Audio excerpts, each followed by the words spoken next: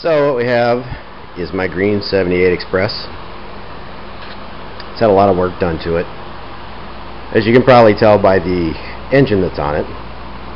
The engine came off of an 82 Urban Express NU-50M, so it's an electric start. Not real easy to get it to fit on there. You have to modify that rear shock and the mount because it doesn't just bolt right up. Excuse me.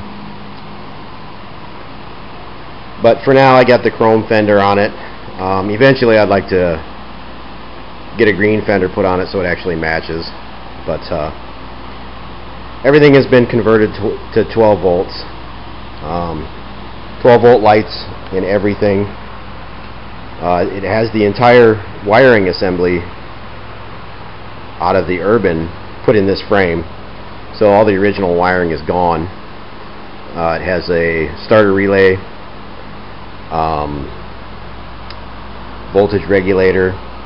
I didn't put the turn signals on it because the 78s never came with signals and I didn't want those on it.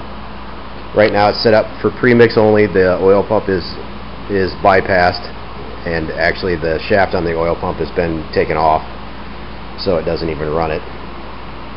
Like I said, it does have the entire wiring harness from the Urban in it, and the mileage on that speedometer is not correct. That's actually out of a I think it's an 82 Express. They go up to 40 on the speedometer, and I just wanted the higher mile per hour speedometer. It does have electric start, like I said, and that control came off of a Honda Spree because I needed the start button. The other side is original, just lights and horn. And under the seat, look, we have a small 12 volt battery, the ignition coil off the Urban. This is the starter relay, and it's CDI. It's no longer points fired ignition. It's just a fuse, and this is a tiny little 12 volt battery. And believe it or not, it actually works to start this thing. On the other side, we have the voltage regulator mounted. There is a hole here. That's what the tape's for. Because there was room under there, but I didn't want that underneath there because I'm sure it puts off some heat, so I wanted it on the outside. And really, with the seat on, you don't really even notice it. You know, I mean, especially if you're standing up looking at it. Engine wise, it's completely stock. I haven't done anything to it other than disable the oil pump. I need to get a plug for that. Stock carb, stock air box. Still running the auto choke, works great. You gotta clean them. And like I said, you know, it's got the stock 14 or the Urban 14-inch wheel. I'm not going to go with the upgraded 16. I do have the resistor mounted back there that comes on the Urban. I had to modify the tail light, not the tail light, but the way it mounts, so that way it would clear the fender. But basically, it's done. It's up. It's running. You know, it's no faster because really it's only running like 29. The motor came off of an Iowa Urban, so really to run that speed is actually pretty good.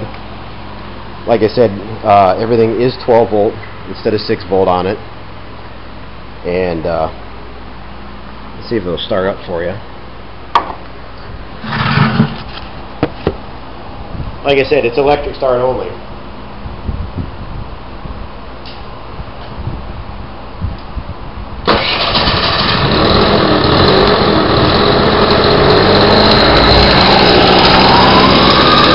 Usually fires right up. You see the variators actually working. You know, tail light, brake lights. You can't see the speedometer light. It's got high and low. You know, they both work. I'm just going to shut it off so I don't choke to death. But that's basically it. Future plans for it, maybe put a kit on it, pipe, make it fast, who knows. I just wanted to show everybody that little time and effort, you actually can put an Urban engine on an old NC50 frame, make it all 12 volt electric start, And a lot of people will tell me, oh, put the kickstart back on. You know, what if your battery dies and everything? Well, that's kind of a choice that I made, and just a risk I'm going to take. Let me know what you think. Oh yeah, you got to tuck this wire under. I haven't done that yet. But that's the 78.